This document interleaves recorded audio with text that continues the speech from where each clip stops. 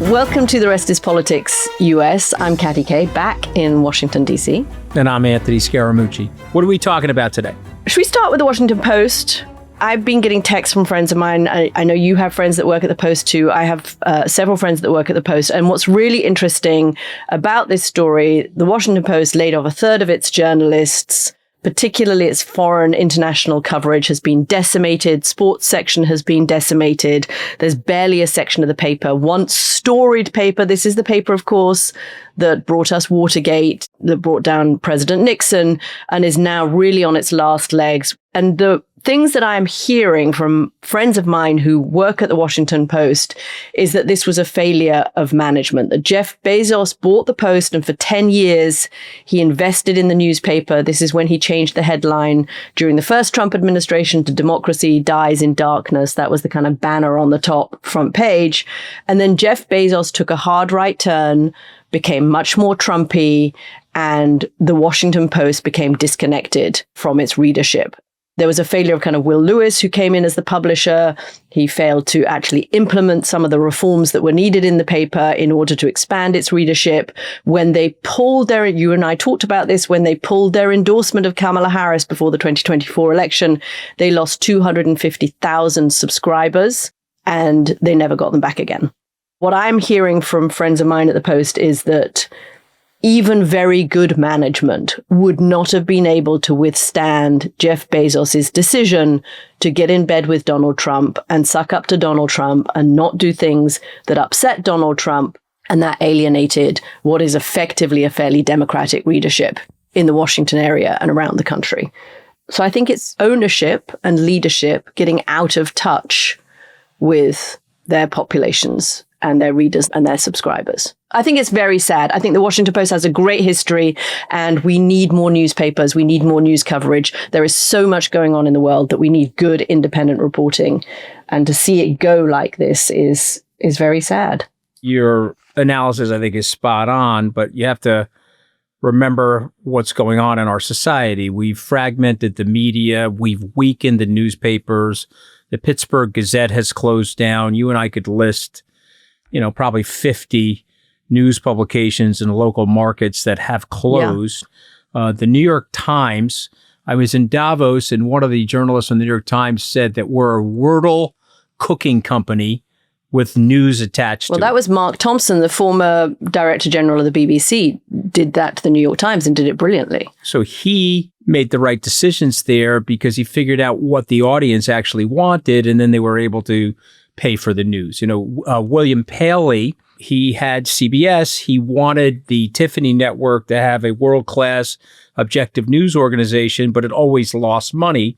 If you go to David Halberstam's book, The Powers That Be, it was really a totem of dignity to have the news. It wasn't really a moneymaker. Okay, so now fast forward to 2013, Sun Valley Conference. The Graham family is hemorrhaging money from the Washington Post. They go to one of the richest people in the world and they say, "Do you want this thing?" And I'm going to give you some quotes from Jeff Bezos, married to Mackenzie Bezos at the time.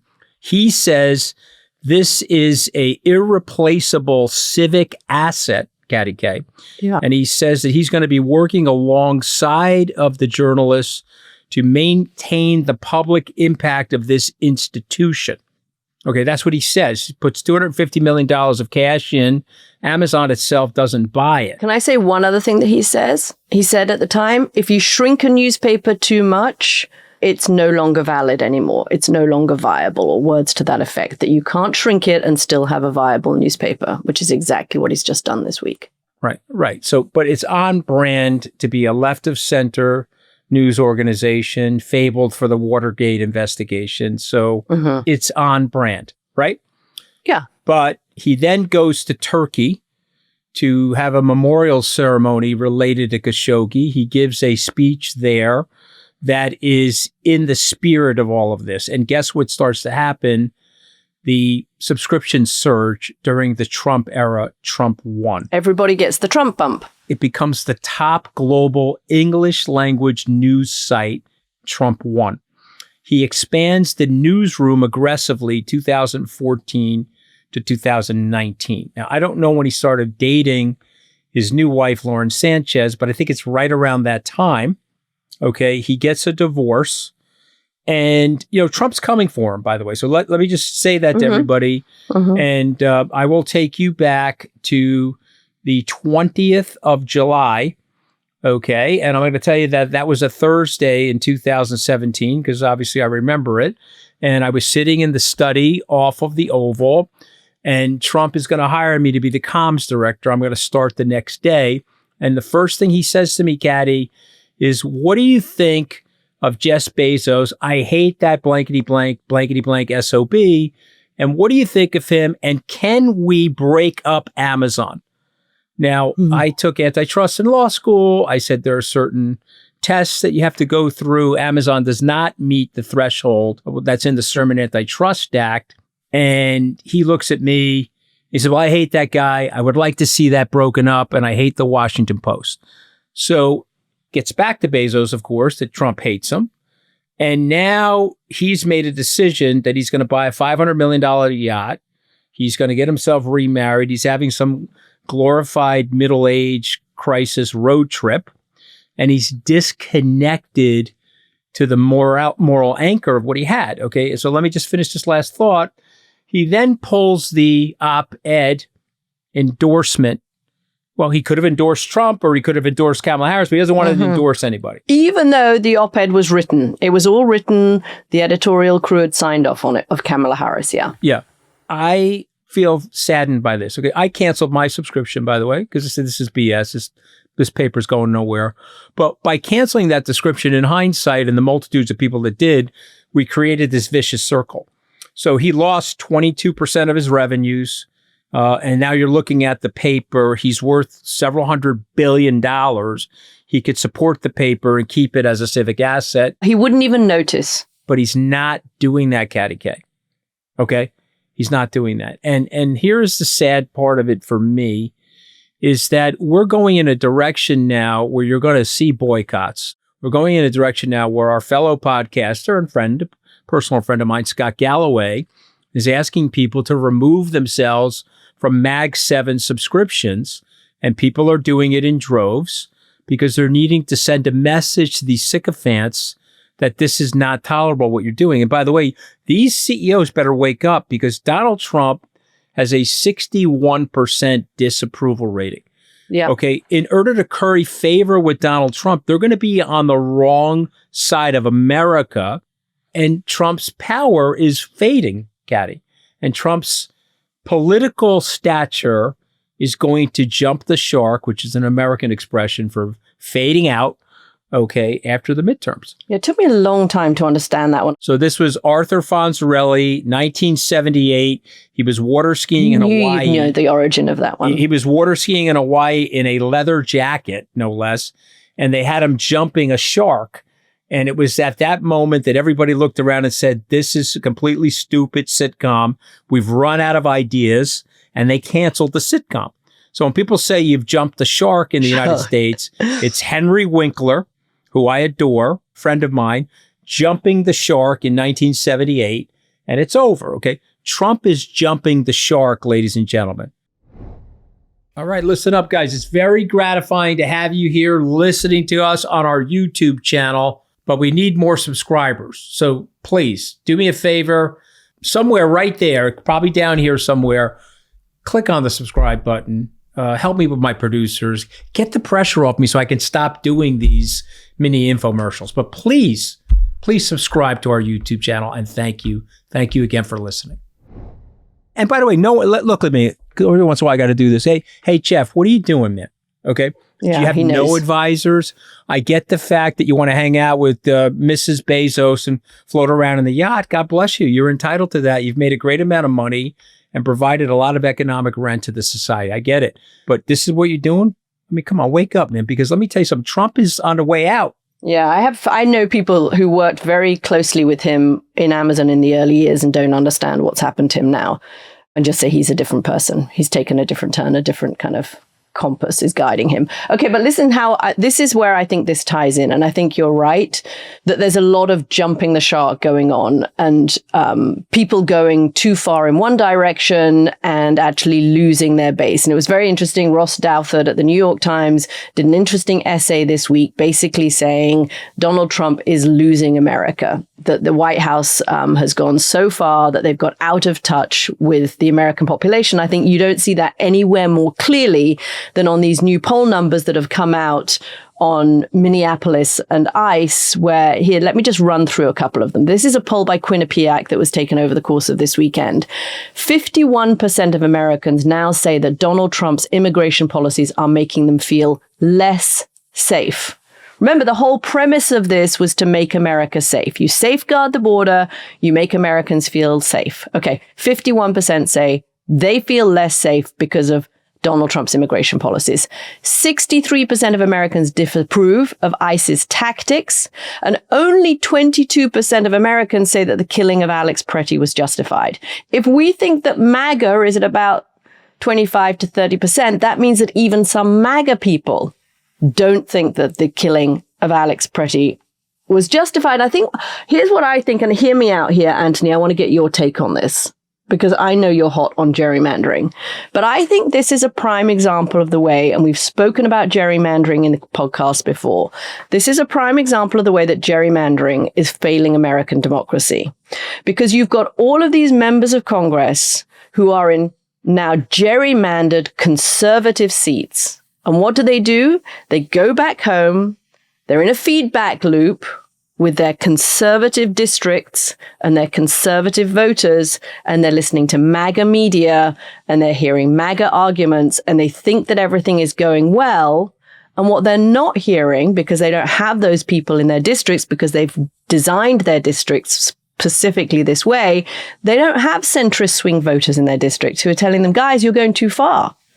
And so they go too far, as they have done, and they've got out of step with the American population. They do it on things like gun control. They've done it on things like abortion rights. But here, right now in front of our eyes, the administration is losing the population on the one thing that it was elected to do, which was securing the border, because they're going too far, because actually Americans don't like the scenes of an American citizen with autism this week being dragged from her car as she's on her way to a medical appointment because she has a brain tumor. And they're dragging her and cuffing her. And she's saying to them, I have a brain tumor. I'm disabled. I'm on the way to the hospital. And what are they doing? They're throwing her against her car and putting cuffs on her. So all the talk about we're going softly, softly, on the ground, it's still happening. And Americans are seeing that and they don't like it. And I think it's the leadership getting out of step.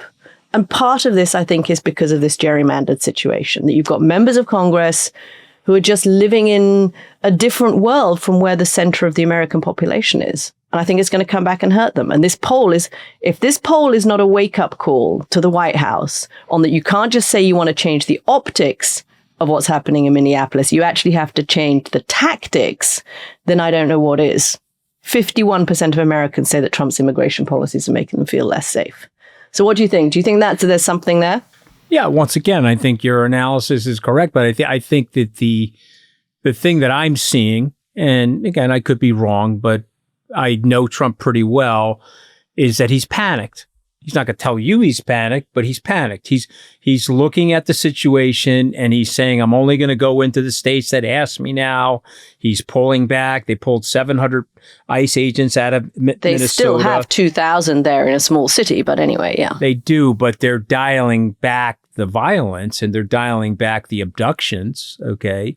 And so, yes, I mean, they do have that, but the temperature's going way down, Katty, because it is so wildly unpopular. And when he but I don't know that. I mean, let's see. We're recording this on Thursday. There have been several instances this week of that kind of violence against American citizens, like this woman who testified. I don't know that the temperature is yet going down. I think it's going to come down. I think it has to come down. But it didn't come down automatically over the course of the weekend. I accept that, but they've signaled it's coming down, and he's trying to get the heat off himself by disclaiming things because he knows he's in trouble. Mike Lawler, who you know, and I've seen you interview Mike Lawler, got destroyed over the weekend. I saw that. I texted him, actually. He didn't text me back, which he usually does. Yeah, he got destroyed. Okay, he's a MAGA guy, Rockland County, blue-collar area. Actually, my wife Deirdre's from that area, Rockland County. And he went up there, and they were destroying him. And you had veterans that were up there screaming at him, and he asked the cops to remove the veterans. And then the other people were chanting, "Let them stay. This is our First Amendment right to tell you that your MAGA policies are imbecilic." And so he's dipped down in the polls. You know, you have a 95% incumbent election rate. This is, again, the thing I hate about the gerrymandering, because these guys don't compete anymore. But he's under in the polls now. They got a shot to take that back, the Democrats. Yeah, which actually would be a shame, because it then makes Congress even more divided. I mean, you actually need people like Mike Lawler, who are a centrist Republican, who, you know, is in Congress. But I think you're gonna lose more of those. I do believe that he's actually an interesting swing voter, and he's actually someone that has worked with the Democrats in the past. So I do agree with that. But the problem remains the fear of Trump. And I know we're going to get into Epstein, but I just want to explain to people that the people are pissed. The American people, as mad as you are, if you're listening from the UK at Starmer and Mandelson, trust me, the average person on the street is pissed, because I live in the area where the people voted for Trump and they're all mad at Trump. And Trump is not stupid, Katty. No, he sees that. He had a pro wrestling crowd in Las Vegas. This is not like a bunch of hippie dippies. This is not a big Hispanic audience. This is a pro wrestling crowd in Las Vegas, with people in the crowd chanting, "Fuck." Am I allowed to say? Yes, I am. It's a podcast. "Fuck ICE." It's really worth watching the clip. This is a traditionally more MAGA friendly crowd, and they're pissed too. You're right. Abolish ICE on their t-shirts. Once again, Katty K cursing on the Rest is Politics US. And Anthony Scaramucci, no cursing. The virtuous Anthony Scaramucci. It's okay. You can go to church on Sunday. I had the under on that when the podcast started. No, I had the under on that when the podcast started. But what can I say? I am winning this. I just want everybody to know that I'm winning this. Okay, so. But I mean, it's pretty remarkable, right? You've got a pro wrestling crowd. Anti-ICE. I'm going to be Trump's pollster for a second, okay? Because I know this is what they're saying to him. Your aggregate numbers are negative, okay? Your approval rating was low to the mid 40s, but your disapproval rating is at 61%. You still have strong support among the Republicans, but guess what? The registration of Republicans is shrinking, okay? Yeah. It's down to 26%. Okay, so if you've got 91% of the Republicans, that's great, but it's roughly 22% of the population. Your policies like immigration, enforcement, tariffs, and foreign affairs are drawing more criticism than support. Okay, and the independent voters are losing confidence in you. So he's sitting there pretending la-di-da, everything is fine.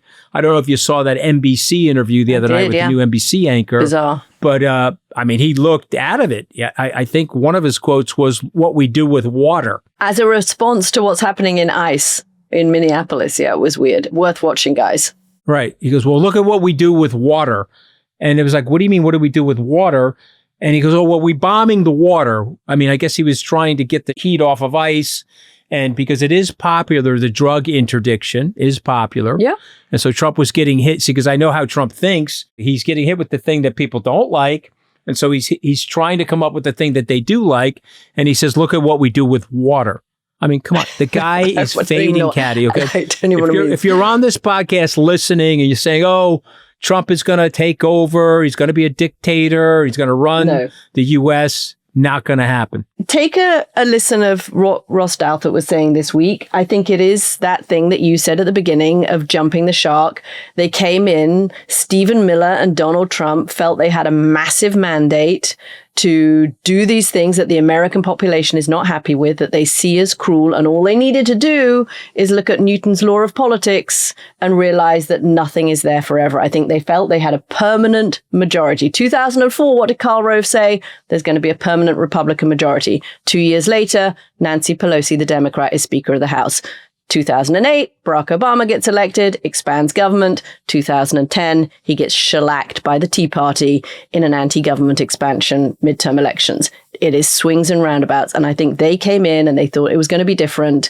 And they came in, they went too far on the right. And now the public is saying, we don't like it. As Churchill would say, it's not the beginning of the end, but it is the end of the beginning. And this guy's going down. And we'll have to watch how this unfolds. But if he doesn't make a major political course correction going into the midterms, it's going to be a very nasty situation for him. And this is why guys like Gabe Sherman and others are always going to call off the midterms, because looking down the barrel of the midterms is a Democratic-controlled House and lots of investigations. One other thing I would advise you to look at is just watch the little clip of J.D. Vance being interviewed by the Daily Mail, being asked about Alex Pretty. Did you plan to apologize to the family of Alex Pretty? For what? For, labeling him an assassin with ill intent. Well, again, I just described to you what I said about Alex Pretty, which is that he's a guy who showed up with ill intent to an ICE protest. No, but if it is... I think if J.D. Vance can't find another tone and present himself differently and seem a little less condescending when he's asked a question about somebody who has killed that only 22% of Americans think should be killed, then he's going to struggle in the 2028 election campaign. Donald Trump has been talking about the 2020 elections an awful lot in the last month, I've noticed, Anthony. He was less vociferous about it last year, but just in the last 2 or 3 weeks, I tried to do a kind of search on this just to see how many times. And I'm getting anywhere between the range of 30 and 50 where he's talking about elections being rigged. And I think what's interesting about this pickup in the number of times that he talked about the elections being rigged, I spoke to your friend Chris Christie, the former governor of New Jersey, yesterday morning, and he pointed something out, which is that in early 2020, when Donald Trump could see that the 2020 election was getting away from him, he started saying deliberately that the election was going to be rigged in order to sow confusion and to undermine people's confidence in the election, and ultimately, if he lost the election, to be able to say, you see, I always said it was going to be rigged. And Chris Christie was pointing out that the pickup in the number of times that Donald Trump is talking about the election being rigged this time around is that he thinks he might be losing the 2026 midterm elections, and he wants to sow the same kind of feeling that it's been rigged. And what he's specifically saying, and has said on Don Bongino's podcast, is that state officials should take over and nationalize elections in 15 different states where he says there is corruption in order to protect the process and to protect the Republican Party. Of course, the American Constitution says that the elections are run by the states. They are not run by the federal government. And so this would be anti-constitutional. And you even got leader John Thune, who's the leader of the Republicans in the Senate, coming out and saying, no, these have to be run by states. They can't be nationalized. But I think this is Trump doing the same thing. This is Trump saying that he's worried effectively about the midterm elections, sowing the same kind of confusion about the elections in order to be able to claim that the elections were rigged and potentially try to do something to stop the elections being held in a way that would be free and fair. What do you think he's doing? Well, he's got the KGB playbook is what he's doing. I mean, let's go over the KGB playbook. Sow seeds of doubt in the Western Alliance, attack NATO, suggest that you're going to invade a NATO nation, sow seeds of doubt about elections. This is something that the KGB has wanted to do in the UK and France and other democratic countries, dump tremendous amounts of personality profiles into the United States' social media from your internet server farms outside of Moscow to try to get people to hate each other. See if you can play off of the algorithm to create rage. Mr. Trump is doing all of that. And so this fits his narrative. If Governor Christie would have also told you that Trump was planning broad-based national protests the evening of the election. He had people in place, money spent, ready to go to have a national protest movement all over the country about how he lost the election to Kamala Harris and it was rigged. And so let's go over the math, because the math is the most important part of this. What he's doing is working, Katty. And so 37% of the American people right now, as surveyed, believe that these elections are rigged. 43% of the Americans express serious doubts about whether recent elections are honest and open to all voters. And so he has done a number on us. And that wasn't the polling numbers. It was less than 15% during the Obama era. So let me get Vlad on the phone. Vlad, my brother, how am I doing? Am I helping you guys out? Yes, I know you're a tiny country with a dilapidated military, but you own me. So how am I doing? Have I been successful at trying to destroy the fabric of the American democracy, which is based on the trust in the system? And what is the answer to that, Katty K? How's he doing? Yeah, he has been. And I think it's the way he does it, because American elections are actually quite complicated, much more complicated than they are in other countries. And you've got this process of on-the-day voting, and then you've got the mail-in ballots, which are counted afterwards. And this is what Russia has actually done before too. We know this from their interference in the 2016 election.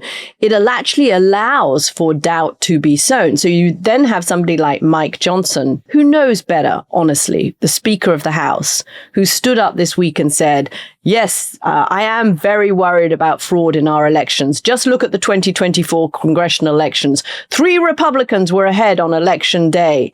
And then as the late counting came in, their leads were whittled away and we lost those 3 Republican seats. A couple of them were in California. And then he says, it just looks on its face to be fraudulent. Can I prove that? No. Well, the reason he can't prove that is because actually the reason those members of Congress lost is that on the day, it looked like they were ahead. But after the polls have closed in a state like California, that's when you start counting the mail-in ballots, and the mail-in ballots broke against them. And then those Republican members of Congress lost. And they know that's what's happening. They know the system is working as this complicated American system is designed to work. But because it allows them to exploit the complications in the system to sow doubt and confusion. Mike Johnson standing, I'm saying, can I prove that it was fraudulent? No. But going on television and basically saying he thinks it's fraudulent, isn't that malpractice on his part? Is he just kowtowing to Trump as well? Mike Johnson is a lowlife. Even the congressional members of the Republican side that I talked to say that he's a lowlife, okay? And he's just basically an ass kisser for Donald Trump. I thought he was an upstanding, God-fearing, respectable politician who lives by the Bible, right. He says, Anthony. He lives by the Bible. Yes, there you go. So, Katty K, if you read John le Carré, and you talk about the KGB has something that they call active measures. What are active measures? They are protocol and policies that they're trying to put in place in the West to instill doubt. And here are the 4 major tenets of active measures. Ready? Erode trust in institutions.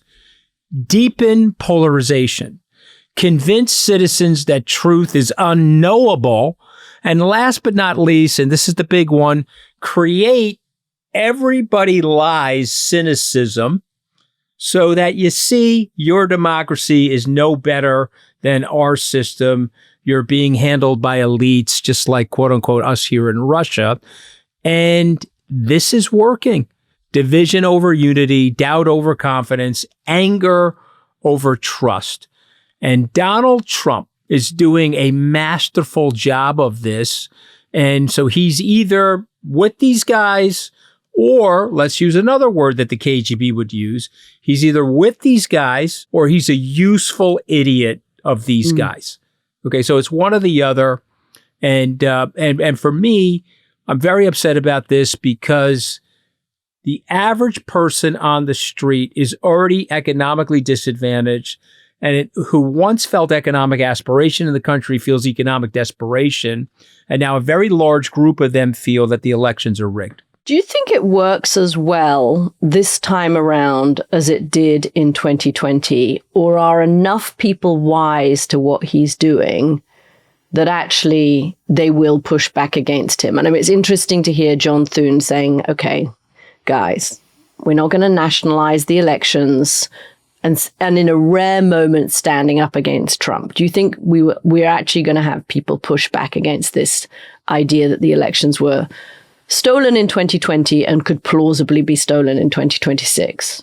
I feel like it's an old story, and I feel like it's a sign of Donald Trump's desperation and fear that the Republicans are going to lose, which would mean he would get investigated. He could even get hauled before Congress, like the Clintons are going to do because of the Epstein files. And I feel like it's a playbook that people are more weary of and wary of than they were in 2020. I think it's an outstanding point, and to buttress your point and provide more evidence, the Department of Justice, and again, prior to Trump's Department of Justice, did push back. State courts and local election officials did push back. They rejected these fraud claims. Okay, they didn't do it in the charismatic Donald Trump way, but they did do it in a procedural way. Republicans like Cheney, Romney, Larry Hogan, they've all pushed back, but there's no Republican figure that's matched Trump's emotional or media power. Okay, that's the problem. And so Thune is saying something that I like, but I don't know, Thune, a little bit like Mitt Romney, right? These guys are good-looking, tall guys, but they're like Ken dolls, Katty. You know what a Ken doll's like? Flat in front, Katty K. Okay. When you pull the pants down on a Ken doll, you got nothing there. Okay, I'm just letting you know what these guys are like. Poor John Thune. Poor John Thune. Yeah, I find it astonishing that you could be a good-looking guy, Senate Majority Leader, big, tall guy, and be a buffoon for Donald Trump. And look, all of these people must be thinking there is going to be a future to this party that does not have Donald Trump at its leadership. And at some point, they're going to have to decide which side are they on. Are they going to be on the J.D. Vance side, where right up until the end, they're going to echo the MAGA talking points, thinking that is going to be enough to get them the nomination for the presidency or even the presidency itself, knowing full well they are not Donald Trump. And it is Donald Trump who's sui generis, Donald Trump who has this control of the base, and that actually the MAGA base is never going to embrace J.D. Vance even the way that they embraced Donald Trump. And for somebody like John Thune, I would have thought they could start seeing that this is a time-limited proposition and they need to be able to stand up in a different way if they're going to have a future in politics at highest levels. But that's just my thinking. I agree with you, and I would say to you that the damage is real, but I don't think it's irreparable yet. But the most significant damage to me is the psychological damage, where I can look you straight in the face and go through the polling averages and tell you 1 in 3 Americans now doubt election legitimacy. Okay, so that is at a historic high. And we would have to then get leadership in place to say, here are the decentralized protocols that we're using. Here is the, maybe we use the blockchain, other types of technological protocols to prove to people that the stuff is irrefutably legitimate. But then again, which of our politicians and the current crop of politicians is going to want to do that? But I'm worried about it. But the good news for America is Trump is not going to be able to nationalize these elections. But he has sowed the seeds of doubt. Okay, so talking of Russia and Russia's influence in the United States, I think that brings us to Jeffrey Epstein and all of the latest on the investigations into whether Epstein was actually working on behalf of Russian intelligence. And I know that you've got thoughts about that, Anthony. Well, listen, I'm not going to say on this program with 100% certainty that Jeff Epstein was a Russian spy. I'm not going to say that. The Prime Minister of Poland is looking into it. There is a fire brewing somewhere, and there's smoke now in the house. And now the question is, where is the fire? Is the fire in Russia or another part of the world? I'm not exactly sure. But I just want to say these 5 or 6 things before we leave this program. Number one, okay, this operation does look like classic Russian compromat tradecraft, 100%. And we did know this, that the Russians, even as early as the 80s into the 90s, were targeting business leaders and influential people, anchor people, journalists, etc., in the West to see if they could turn them and compromise them. Number 2, sexual entrapment, documentation of it, prevailing secrecy and the potential exposure of that secrecy is a very interesting way to manipulate politicians, financiers, academics, and believe it or not, even once royalty. So for me, it fits the narrative. Again, I'm not saying it doesn't prove Russian control, Katty, but the structure of the operation mirrors a Russian intelligence methodology more than a criminal trafficking ring, drug trafficking or otherwise. So no one has yet to convince me or explain to me that this is not a Russian intelligence operation. So anyway, I want to leave you with that thought and get you to react to that. So I had a couple of conversations back and forth last night before the program with very senior people in the intelligence world in the US and in the UK. And the feeling I got was that they don't take seriously what Christopher Steele, the former MI6 spy who was implicated in the Steele dossier, is saying, that this was Jeffrey Epstein feeding compromat to the Russians. They don't feel that Steele is reliable, but they are interested that the Prime Minister of Poland, Donald Tusk, is launching an investigation. This is what he says. More and more leads, more and more information, and more commentary in the global press all relate to the suspicion that this unprecedented pedophilia scandal was co-organized by Russian intelligence services. And the people that I have spoken to are interested in what Tusk is saying. Now, some of them have put a caveat, which is that Tusk has his own domestic reasons for going after the Russians and for going after the hard right in his own country. So he could be saying this without hard evidence. He could be launching this investigation. It doesn't mean that he has the hard evidence. But I think the feeling is that Epstein would have come to the attention of the Russians, who were regular business clients of some of Epstein's friends. They would have wanted to get hold of compromising material on senior politicians and business figures, exactly like you say.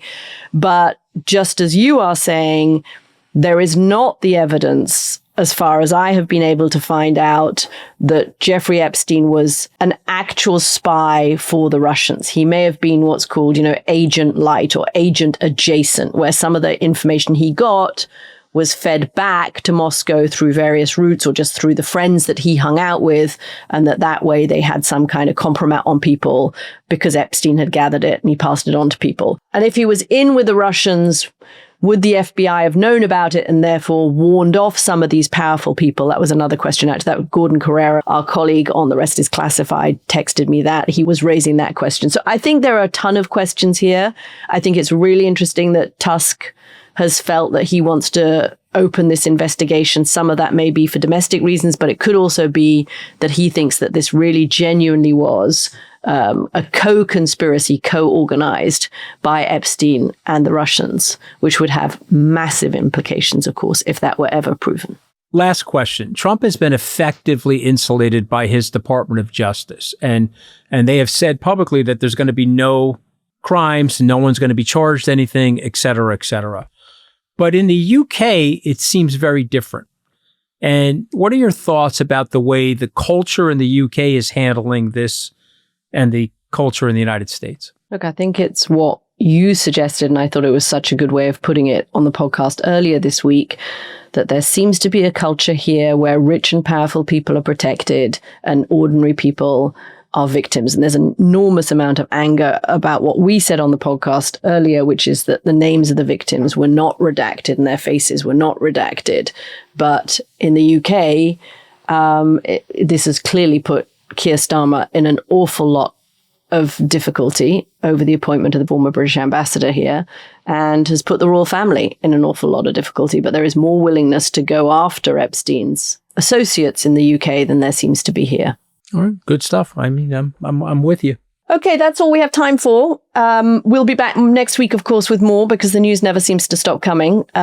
Do, of course, send us your questions. We love answering those. If you have not become a founding member, please do join us. You'll get early access to live shows. We've got some exciting announcements coming up about those, especially here in the US. And you will get our bonus episodes. And we've got a great new series that is coming up. I'm not going to tell you more, but that's the cliffhanger. A great new series that is coming up soon about somebody that you might be interested in. So join us at therestispoliticsus.com. Thanks, everybody, for listening. See you next week, guys. Thank you.